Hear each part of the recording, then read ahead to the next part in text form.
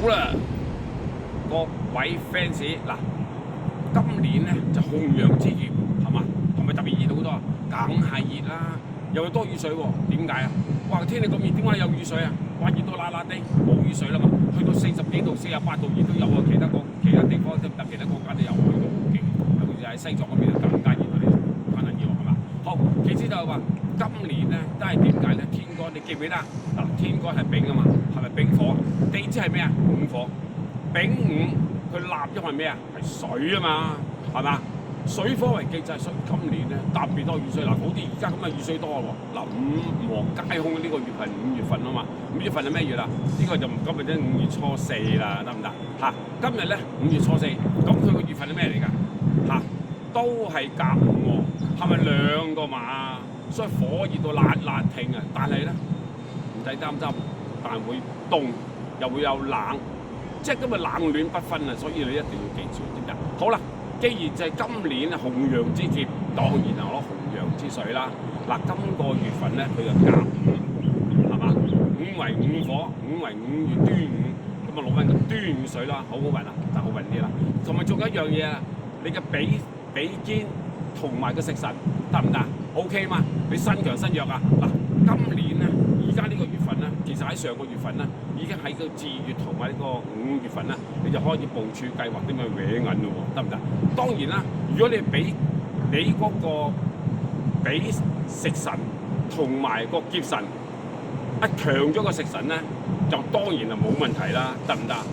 嚇，仲有一個問題咧，如果你個俾劫同埋嗰個七殺一入咗你個命宮入邊咧，或者入咗你個四柱入邊咧，你就一定要小心啦，因為咧會破財啊，明唔明白？咁揾錢會辛苦啲啊，得唔得？既然揾錢我辛苦，為咗你身弱好身強都好啦。嗱，聽日係咩啊？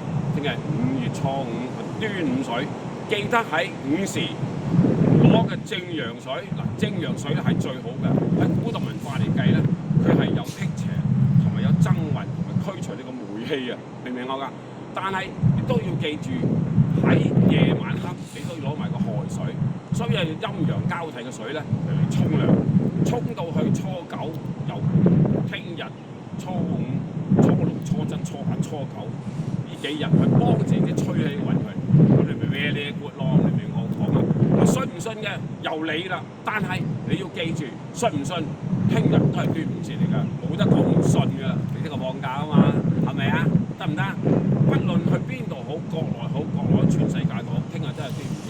中國有華人地方就係端午節，除非你係鬼佬啦，你唔信啦，你咪鬼佬咯，咪啫，冇所謂。但係問題就係你最緊要你個比肩同食神夠唔夠強？如果夠強嘅話 ，OK 咯。但係唔強都唔緊要啊。譬如有個七殺嚇，或者有個劫財喺度都唔緊要㗎。你最緊要攞嘴你個凌神氣得唔得？但係你記得我講啊，仲要加咩啊？仲要加艾草啊，同埋蒲草啊，兩種草一定要溝埋落去陰陽水沖涼，得唔得？係沖涼，明唔明白？如果你話喂唔夠喎，師傅點搞啊？唔緊要，聽日就中午就沖到夠，聽日中午沖，聽日放假嘅，一定沖到嘅，唔好同我講我唔放假，除非你旅行啊，旅行都沖到啦，係嘛？咁因為點解咧？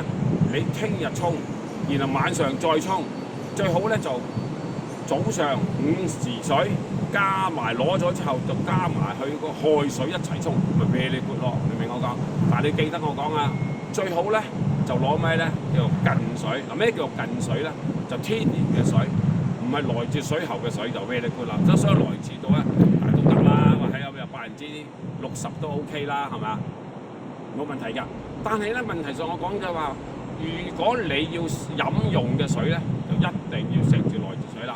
因為而家啲空氣比較污染啊，山上嘅水或者係來自嘅近水咧，驚住咧會食咗落去個肚腸個皮，即係感應唔到咧，就會有屙有嘔，咁就真係你賴咗師傅㗎啦，得唔得？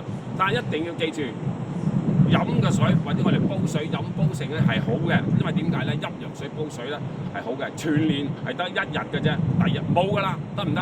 所以今年咧，佢加上係咧午黃，又加上係端午，又加上係呢個端午節，又加埋今日紅陽之節，哇！幾個因素，幾個元素，你仲唔發達？咁你就喪失咗你自己嗰個發達嘅機會啦。嘅食神咁強，最緊要你嘅食神六神咁強，同埋仲有你個比肩又咁強，very good 咯。最緊要唔好有七殺強啊，同埋劫財強就得啦，得唔得？